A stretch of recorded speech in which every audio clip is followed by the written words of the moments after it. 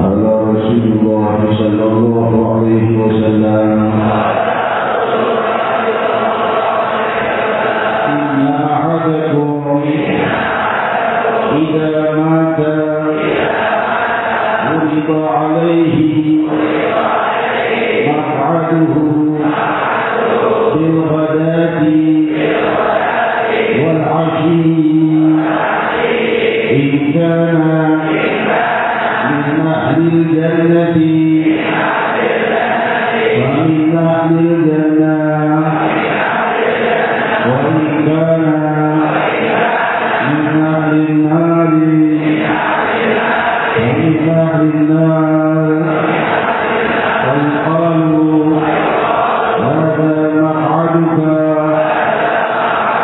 حتى يبعثك الله يوم القيامة.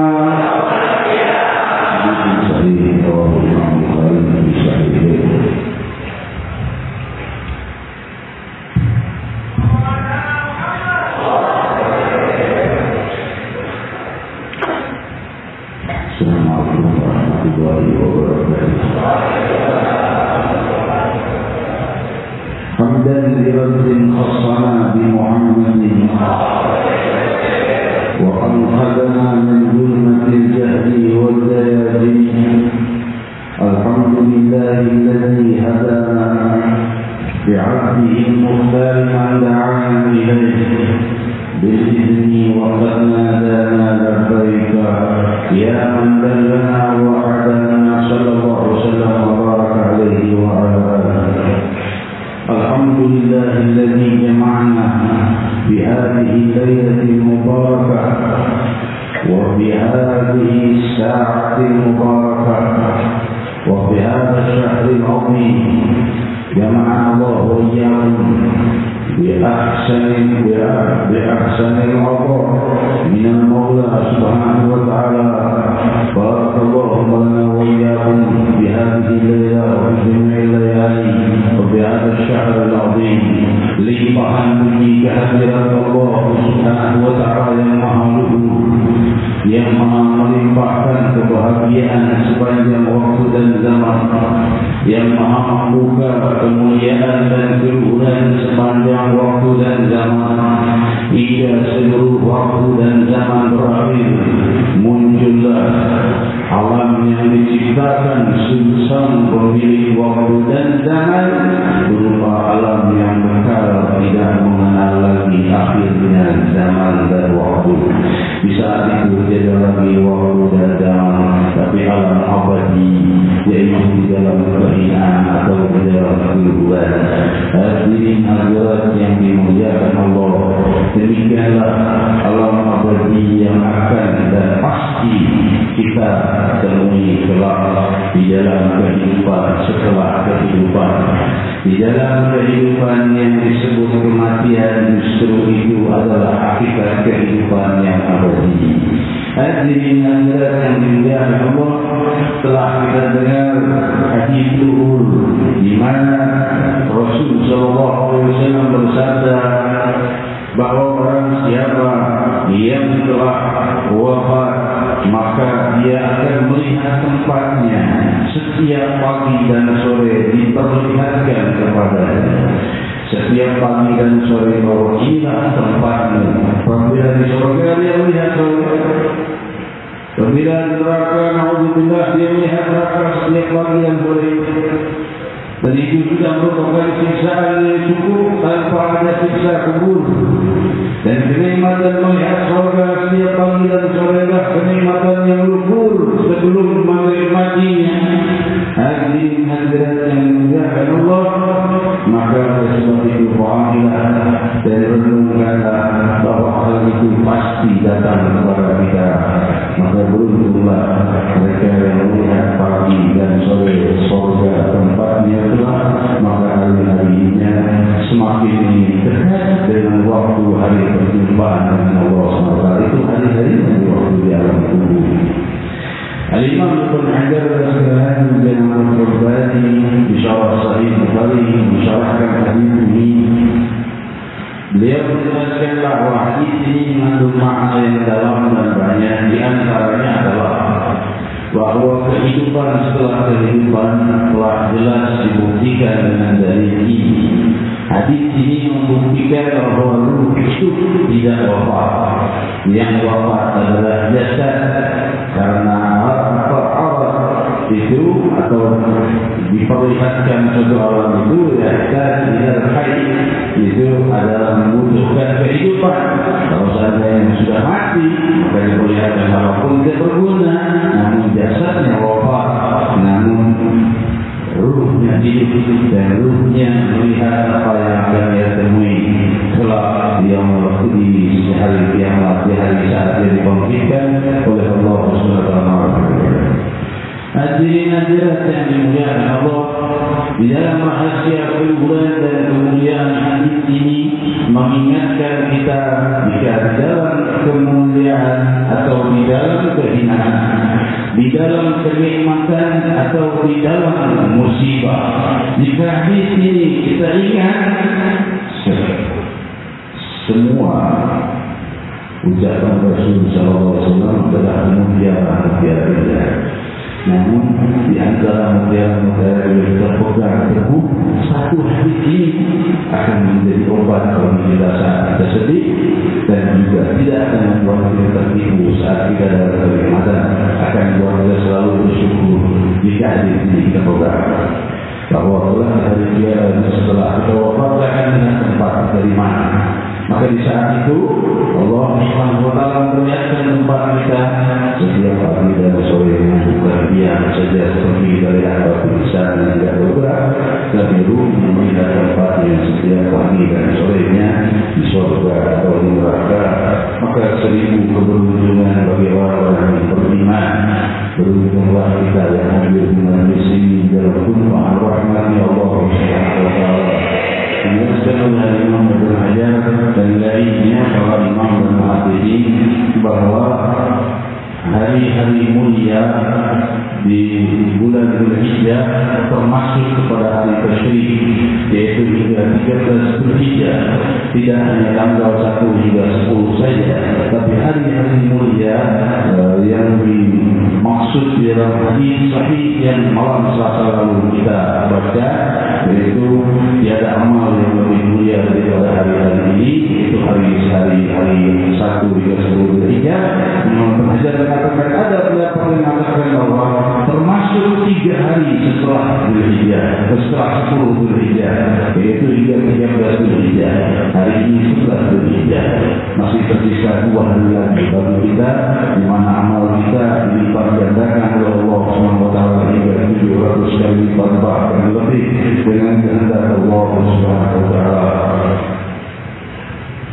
Hadirin hadirat yang dimuliakan Allah, maka oleh sebab itu beruntunglah mereka yang meninggal di dalam keadaan husnul khatimah, dan 1000 keberuntungan mereka yang mempunyai keturunan yang salihin dan salihah.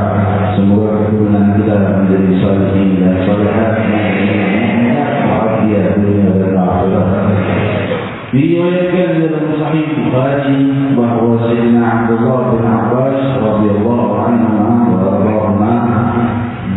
menjelaskan datang seorang lelaki kepada Rasulullah sallallahu alaihi wasallam dan bertanya, "Wahai Rasul sallallahu alaihi wasallam, ibuku telah wafat. Apakah berguna jika aku berbuat sesuatu, bersedekah sesuatu atas nama ibumu? Apakah akan bermanfaat baginya?"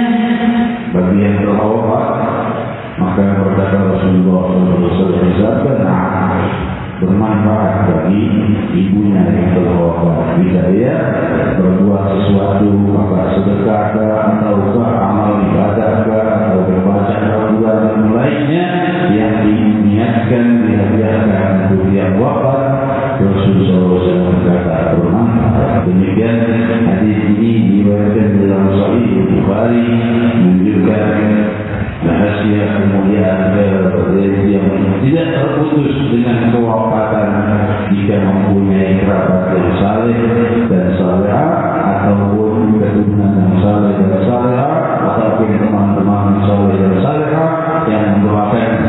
Diriwayatkan di dalam Adabul Mufrad oleh Imam bahwa Abu Hurairah radhiyallahu anhu berkata, ketika salah seorang yang telah wafat dimuliakan oleh Allah SWT, diangkat derajatnya setelah wafat, maka ditanya oleh ruh yang telah wafat ini, bertanya kepada Allah SWT, ayyu syai' hadhihi, wahai Allah, kenapa aku bisa termuliakan pada aku telah wafat? Sudah sewafat tidak bisa berbuat amal lainnya, tiba-tiba dia terangkat mulia. Maka fayuqalu lahu, maka dikatakan kepadanya, istaghfar laka waladaka, anakmu memohon pengampunan bagi dosa-dosa kepada Allah. Maka Allah akan tambah naik derajatnya di dalam kuburnya, apalagi di akhiratnya. Demikian hadirin yang dimuliakan Allah. Pun sebaliknya demikian, Rasul sallallahu alaihi wasallam bersabda diriwayatkan di dalam Sahih Ibn dan lainnya, "Salat da'wat mustajabat la syakka fihi, da'watul madlum wa da'watul musafir wa da'watul walid ala waladihi." 3 doa yang pasti dijawab oleh Allah tanpa ada keraguan, yaitu doa orang yang dizalimi. Hati-hati dengan orang yang dizalimi. Kalau orang menzalimi orang lain, maka orang yang dizalimi itu berdoa kepada Allah SWT, wahai Allah, dalam keadaan menzalimi, maka doa itu Rasul telah mengatakan, hati-hati 3 macam doa yang tidak ada keraguan dijawab oleh Allah SWT. Doa orang yang dizalimi. Yang kedua, da'watul musafir, doa orang yang dalam perjalanan. Orang yang dalam perjalanan, selama perjalanannya bukannya perjalanan yang maksiat, maka doanya dijawab oleh Allah SWT. Yang ketiga adalah doa ayah bunda atau orang tua kepada anaknya. Dalam salah satu riwayat dijelaskan oleh salah seorang hadis diriwayatkan dalam Aun Mahmud di Syarah Sunan Abi Dawud atau di dalam Fathul Ahwadi dalam Syarah Sunan Tirmidzi, bahwa hadis ini menjelaskan doa ayah kepada anaknya. Lalu bagaimana dengan doa ibu kepada anaknya? Wala syakka a'lam dzalik, tanpa keraguan doa itu lebih daripada doa ayah kepada anaknya. Maka selama yang mempunyai orang tua, ayah atau bunda, mohon doa kepada ayah bunda. Hadirin hadirat yang dimuliakan Allah, Rasul sallallahu alaihi wasallam bersabda,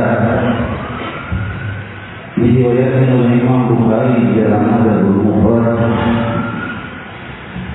tuba man birra walidayhi tuba lahu zada Allah fi umrihi. Karena beruntunglah orang siapa yang berbakti kepada kedua orang tuanya, tuba lahu ini beruntungan baginya, kebaikan baginya. Dalam makna lain, baginya kemuliaan di surga kelak, yaitu kebahagiaan di surga kelak. Zada Allah fi umrihi, dan Allah SWT menambahkan baginya usia pun bisa berubah. Bukankah usaha itu sudah dihadirkan oleh Allah SWT? Nah, ini yang perlu kita perjelas. Ya, banyak pertanyaan mengenai takdir yang membingungkan sebagian dari kita. Bagaimana dengan takdir ajal itu? Sudah ditentukan, lalu ada hadis mengatakan bakti pada orang tuanya maka ditambahkan usia. Belum berubah lagi takdirnya. Jadi takdir itu memang tidak bisa berubah lagi, sudah diputuskan oleh Allah SWT. Namun Allah sudah menentukan pula sejak kita belum lahir bahwa bulan ini jika ia berbuat ini dan ini dan ini, maka usianya sekian, rezekinya sekian, demikian hari-harinya, dan wafat dalam keadaan seperti ini. Jika dia berbuat begini dan begini, maka dia akan begini, wafatnya begini, rezekinya sekian, demikian, dan usianya sekian, demikian dikatakan Allah. Di antaranya, jika dia bakti pada orang tuanya, maka usianya sekian. Jika dia tidak bakti pada orang tuanya, usianya sekian. Hal itu ditentukan oleh Allah dan tidak bisa dirubah lagi. Namun Kita memilih jalan mana yang terbaik, maka tentunya masa depan kita berubah menjadi semakin baik. Hadirin yang dimuliakan Allah, mereka yang terus mencapai dan mengarah kepada jalan kebaikan, maka Allah SWT akan memberikan baginya dua takdir yang lebih baik daripada takdir yang sedang dia ada pada saat itu. Maka niatlah niat yang ikhlas untuk membenahi keadaan kita lebih baik dan semakin baik, maka takdir kita yang besok semakin baik dan indah. Amin. Hadirin hadirat yang dimuliakan Allah, Rasul sallallahu alaihi wasallam telah pahamkan kebenaran bagi setiap makhluknya Allah Subhanahu wa taala. Dan beliau adalah yang selalu membuka bagi kita Al-Quran, dan beliaulah yang doa yang paling mustajab dari semua doa. Hadirin hadirat yang dimuliakan Allah, para nabi dan Rasul bahkan memohon doa kepada Rasul sallallahu alaihi wasallam. Bahkan dia dalam Sahih Bukhari, Muslim dan lainnya, hadis yang sering kita dengar di saat semua hamba tidak bisa berbuat apa-apa dan para nabi dan Rasul berkata, nafsi dhahabu ila ghairi, diriku pergi kepada selainku.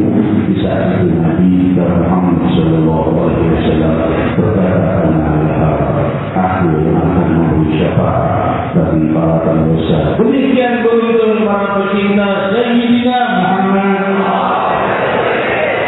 limpahan kemuliaan dalam kehidupannya dunia dan akhirat bagi para pecinta Sayyidina Muhammad.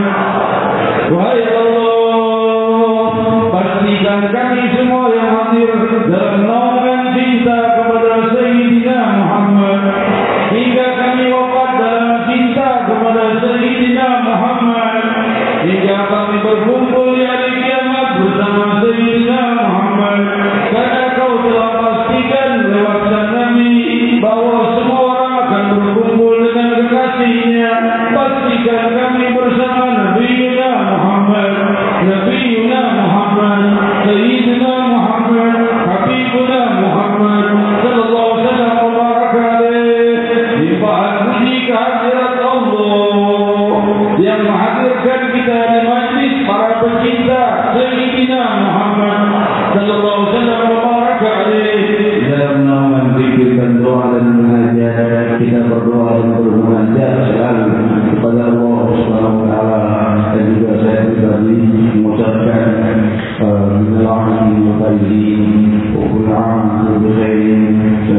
mohon maaf lahir batin dari seluruh jemaah Majlis Rasulullah sallallahu alaihi wasallam, bagi yang hadir dan yang mendengarkan dari streaming website www.majlis Rasulullah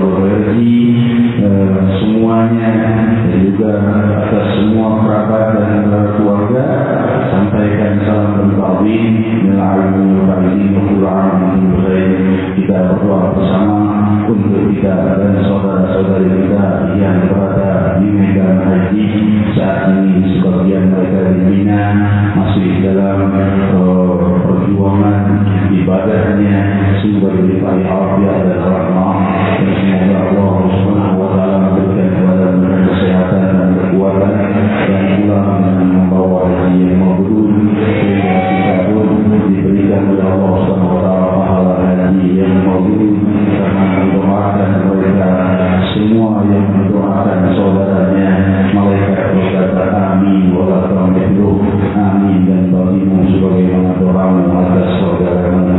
Allahumma ya Allah, pastikan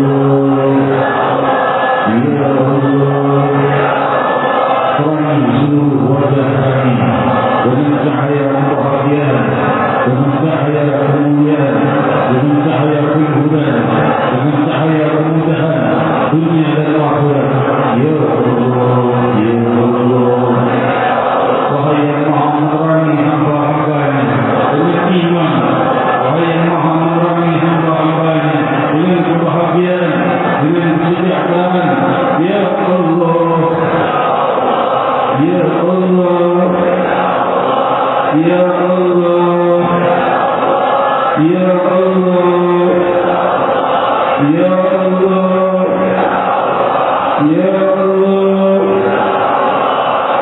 Ya Adam, innaka ma da'awtani wa rajawtani wa qartu laka 'ala maqama minka fala ubali. Wahai keturunan Adam, setiap kau berdoa kepadaku dan berharap kepadaku, ku ampuni dosa-dosamu tanpa ku pertanyakan lagi.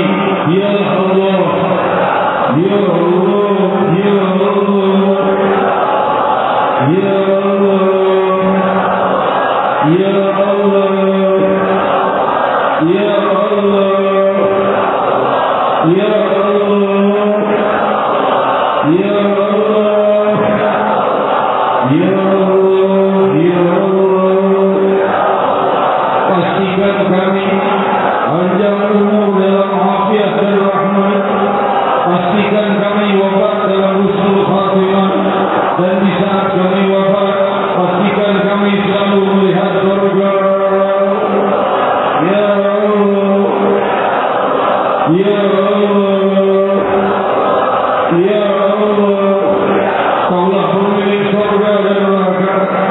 Kau pula pemilik kebahagiaan dan kehinaan. Limpahkan kami kebahagiaan dunia dan akhirat. Tiada yang memilikinya selain-Mu. Ya Allah, Ya Allah, Ya Allah, Ya Allah, Ya Allah. Masing-masing dari kami mempunyai hajat yang hingga malam ini belum terkabul. Kami tenggelamkan di dalam samudra kedermawan-Mu. Ya Allah, Ya Allah. Ampuni dosa-dosa kami, dan yang di antara kami hingga malam ini belum diampuni dosanya. Maka saat kami memanggil nama-Mu, pastikan dosa kami telah Kau ampuni. Ya Allah, Ya Allah, Ya Allah. Pastikan nama kami wafat dalam husnul khatimah. Ya Allah. Dan jangan Kau persulit kami di hari kiamat kelak. Ya Allah. Saat kami dipanggil dengan nama masing-masing, bulan demi bulan maju ke hadapan Allah. Ya Allah, Ya Allah. Masing-masing dipanggil dengan golongan dan kelompoknya. Kelompok para pezina dipanggil bersama para pezina. Kelompok para penjudi dipanggil bersama para penjudi. Kelompok orang yang banyak bersujud dipanggil bersama kelompok yang banyak bersujud. Kelompok yang banyak berdoa dipanggil bersama kelompok yang banyak berdoa. Pastikan kami dalam kelompok yang selalu memanggil nama-Mu. Ya Allah, Ya Allah, Ya Allah, Ya Allah, Ya